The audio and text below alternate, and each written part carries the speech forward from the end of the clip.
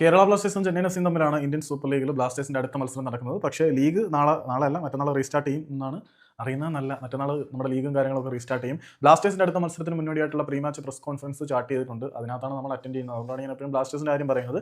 അപ്പം ഈ ഒരു പ്രീ മാച്ച് പ്രസ് കോൺഫറൻസ് നടക്കുന്നത് നമ്മുടെ കൊച്ചിയിലെ ജവഹർലാൽ നെഹ്റു സ്റ്റേഡിയത്തിന്റെ കോൺഫറൻസ് ഹാളിൽ വെച്ച് തന്നെ ആയിരിക്കും. 23-ാം തീയതി രാവിലെ 11:30-ക്കായിരിക്കും ഈ ഒരു പ്രീ മാച്ച് പ്രസ് കോൺഫറൻസ് നടക്കുക.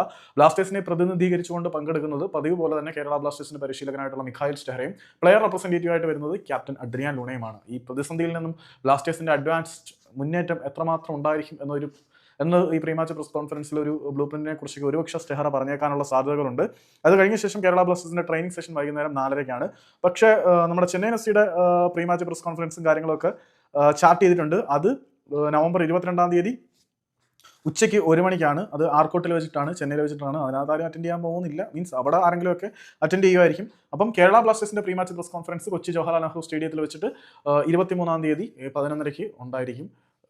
ട്രെയിൻ മിസ്സായില്ലെങ്കിൽ ഞാൻ ആ സംഭവം ലൈവായിട്ട് ലൈവ് സ്ട്രീം ചെയ്തേക്കാം.